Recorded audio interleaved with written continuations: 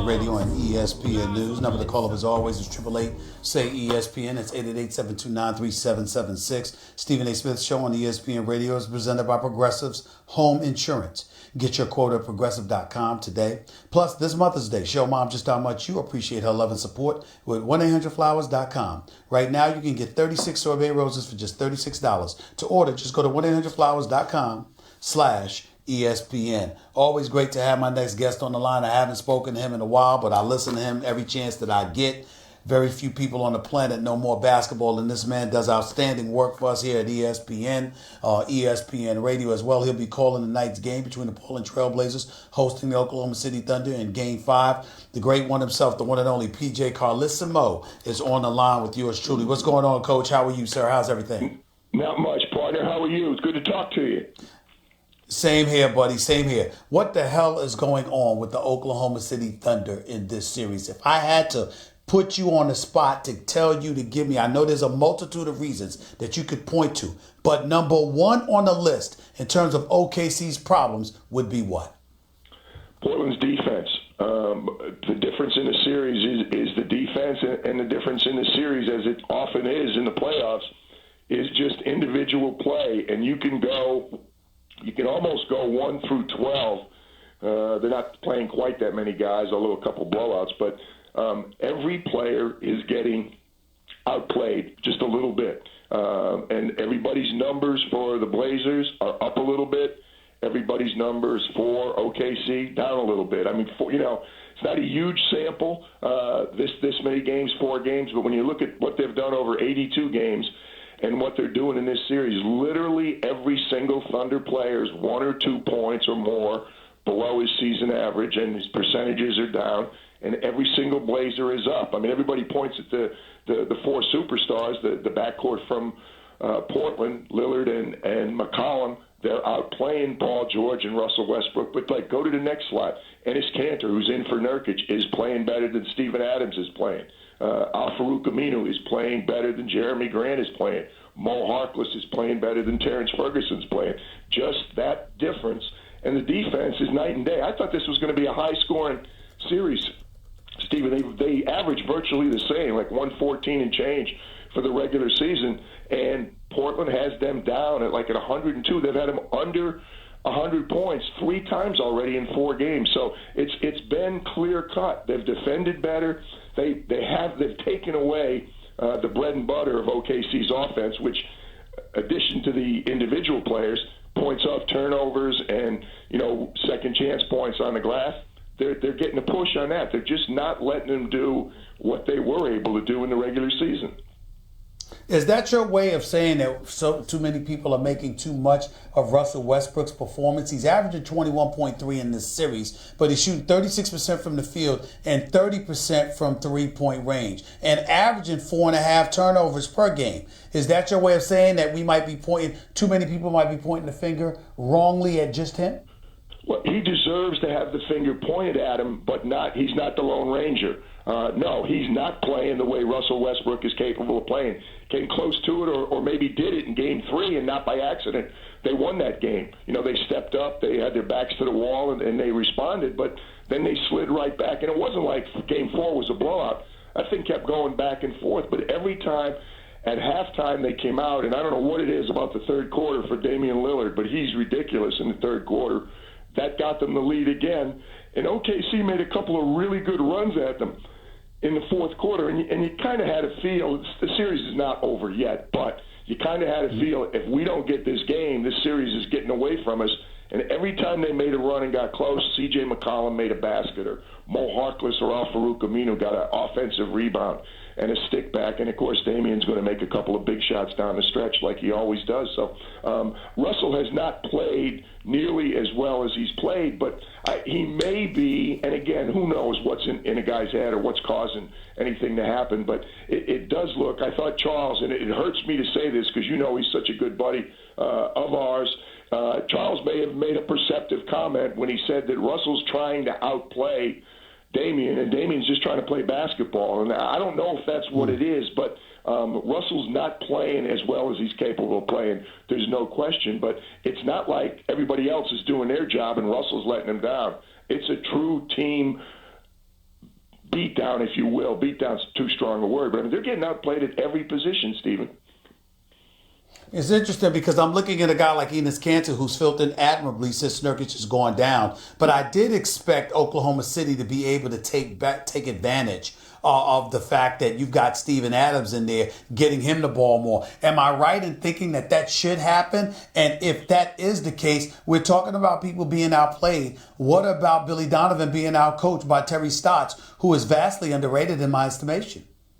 I think they're both vastly underrated. I think Portland there's no question they're executing Terry's game plan a lot better. I don't know what Billy's telling them, but I hear you. There's been times during the playoffs when both Steven Adams and Nerlens Noel might be the one Thunder player who's playing better than he played in the regular season, and not just numbers, not just looking at the stats, but his time on the floor, he's been pretty productive. I think he's done a good job. But this is a team that still shoots so many threes and is so dependent on their transition game. You know, they're so good at forcing turnovers, and they're so good at scoring off those turnovers, and they're equally as good at getting on the offensive glass. And part of this problem is you're looking at two of the best rebounding teams in the league.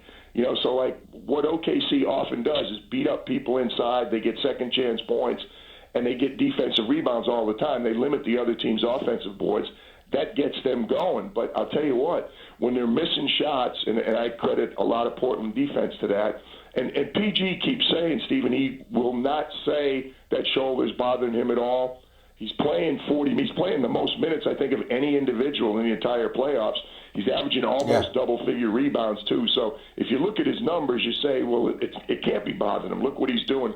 I still don't think PG is quite right. I think the shoulder is affecting him a little bit. It's going to be interesting to see whether Billy does go inside a little bit more, you know, to Steven or to Nerlens Noel. But their bigger problem is their inability to force as many turnovers as they normally force or get as many offensive rebounds as they usually get.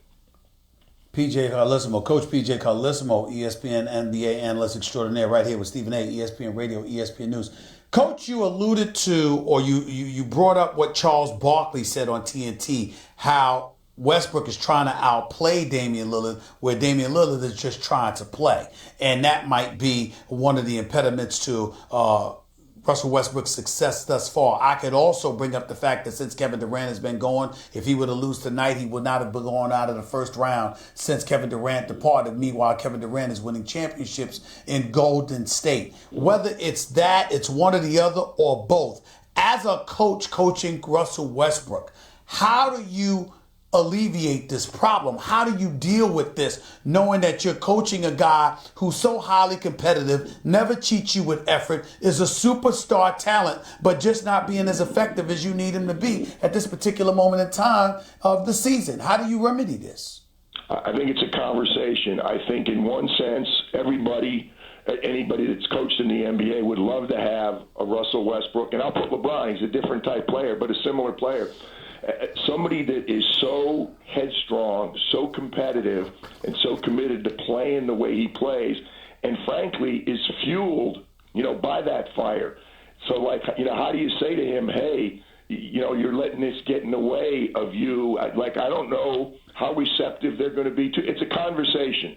Billy certainly is going to have a conversation, I think, at some point, or already has, with Russell, and saying, you know, what's your best trait is maybe hurting you a little bit right now. Now, nobody wants to win more than Russell wants to win or LeBron wants to win, but sometimes that competitive juice might get in the way. And it's funny because I didn't even know the stat, and that's bad on me for preparation. I knew that they hadn't won a series since KD had left there. They're on a horrendous streak. I'm going to say it's 10 or 12 games, road games. They haven't won a road playoff game since before KD left. KD lost his last couple there, evidently. They're at some ridiculous number, like 10 or 12 straight road playoff games that go back to when KD was there. So that's not something that maybe nationally people are aware of as much, but it's certainly something that's being written in the Daily Oklahoman every day, and it's certainly something that, you know, at least the veteran OKC players are aware of. You know, I'll tell you what, Stephen, Portland has done a really good job owning. They keep using the term they're owning what happened in the playoffs the last couple of years. Both CJ and Damian have repeatedly talked about it. Like, we know we were swept. We know we had lost, how many games in a row coming into this series.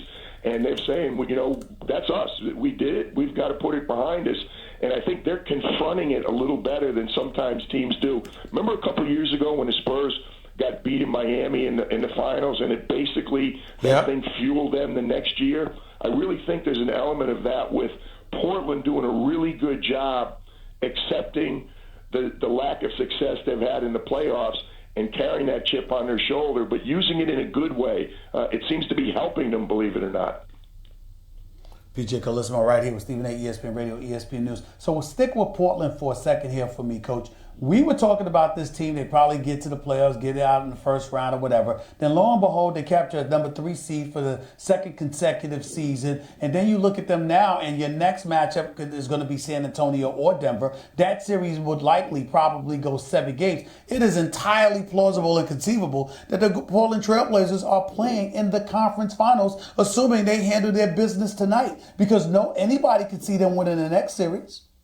Without question. It's really strange, bad word. It's kind of ironic how it's broken down. You just talked about it. The bracket is totally different than people anticipated. Not unlike what's going on in the East when you got Milwaukee and Boston going at each other right now in the conference semifinals. It could be, when you look at the bracket and you say, well, how would you like it if you can avoid Houston or Golden State, theoretically, until you get to the conference finals? Everybody would sign up for that. So the 4 teams, it's funny, the 4 teams on this side of the bracket have all looked at each other saying, we can beat these guys. They're all looking at each other saying, we can come out of this mix. And, it's going to be very interesting if, as you said, if Portland can take care of business and get to that next round. Denver, San Antonio, I don't know what to say. I haven't had a game in that series yet. I've watched a bunch of them on TV. I have no idea who's coming out of that series. But, again, you've got a matchup on one side that looks pretty appealing to all 4 people potentially who could be in that matchup. By the way, to get back to your last question before we touched on Portland, Oklahoma City Thunder has lost 11 straight on the road. 11 Isn't that unbelievable? 11 straight playoff games. Winning on the road 11 straight playoff games is a very difficult thing, but they go right. We haven't won since Kevin. I said, wait a minute, you didn't win a couple before that with Kevin. That's how long a streak they're on. They lost all 3 playoff losses on the road. They lost all 3 at Golden State, Kevin Durant's last year in Oklahoma City, and haven't won a road playoff game since. We're talking to P.J Carlesimo right here with Stephen A. ESPN Radio, ESPN News. Let me keep you out west for a second. You saw Houston lose last night to the Utah Jazz. Closeout game, up 3-0, couldn't close them out in Game 4. They come out in Game 5 back in Houston tomorrow night. Talk to me about how you think that'll have an effect on the Houston Rockets moving forward, assuming they handle their business like most of us think they will and end up closing out this series. I don't think much of a factor. I would have been totally wrong. I'm glad you didn't have me on last week or 2 weeks ago, because I'd have said I think that Utah-Houston series could really be a great series, really competitive. And Houston's handled them, particularly the first 2 games in Houston. I was really surprised. I mean, Quinn's team played so well, improved dramatically from when they were struggling early in the year. I thought it had the potential to be a really good series, and maybe it still does. Maybe, Utah's got a way to go into Houston and get that Game 5, and then it would be interesting. But I'm surprised at that one. Houston is obviously a little better than I gave them credit for. I think that loss the other night is not a big deal, particularly if they're able to take care of business in Game 5. I don't think it's a factor at all. Coach, educate me about what you've seen Utah do with James Harden defensively, playing on his left hand, making sure you're literally giving him everything right and staying on his left hand so it's more difficult for him to shoot that 3. Do you think that's a good strategy? Do you think it's something that's worked effectively? Do you think it's something that Golden State will use in the next series to take advantage of? Let me answer the question in a different order. Yes, it's a good strategy. No, it hasn't. It's worked effectively at times in this series, but not really. At times. But it's a little bit of what everybody wants to do. It's not just that James is dominant left hand. There's no question about that. But, I mean, you're talking arguably one of the best scorers in the history of the NBA. He can go right. There's no question. But it also makes his passing a little bit different. You know, he passes primarily with that left hand. He passes with both hands, but he likes a lot of those shovel passes, those quick looks with that left hand. So staying on that side is not just a question of making him go right, you know, and does he shoot it as well going right as he does going left? Probably not. But I think it's also the passing. It's also being able to tell the rest of their defense, look, this is the side of the floor that we're trying to make him attack, and we can, you know, guard that side of the floor. But they move the ball so well. They're literally underrated offensively because he has the ball so much, and so does CP. You get two guys that are so comfortable having the ball in their hands for a long time that you sometimes don't talk about Houston's passing. There's a lot of possessions with that team where they'll skip it from one side of the floor to the other. They change sides of the floor very well, and they're really good at making that extra pass. Somebody's got a three, and he's maybe not wide open, one more little pass. The next guy is even more open, and they have so many shooters on the floor that it makes them hard to defend. But James is impossible. It's like you can't do a steady diet of anything. I don't think Utah is trying to mix it up, but I think clearly sitting on his left shoulder and trying to get him to go one way is a good idea, you know, but it's more the total defensive package. It's more, let's try and keep the ball on one side of the floor. Let's make it hard for him to pass the ball to whoever the guys are in the left corner or the left side of the floor. But Mike just change it. You know, Mike will change things. You know, if he's got a particularly hot shooter and he likes him in the left corner and James running that pick and roll coming in that direction, then he just puts him in the other corner. Like, so, I mean, they have counters to anything you're going to do defensively, and they truly are a great offensive team. They're so hard to defend. Yes or no answer. Is Houston better this year than they were last year? Well, I didn't think so, but they're doing a pretty good job of convincing me, because I thought last year they were a level better than they are this year, but they may be better defensively. And the obvious answer to, you asked me for a one-word answer, CP's healthy. If they got CP playing the way he's capable of playing, if they defend a little bit better, which I think they are defending this year, they're probably going to be a better team. They got to prove it. And they've proved it so far, I think, in the first round.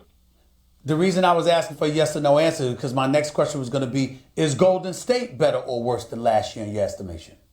That is a big question. They have not been to this point, but I think they're capable of being. Same answer I'd give to Boston Celtics.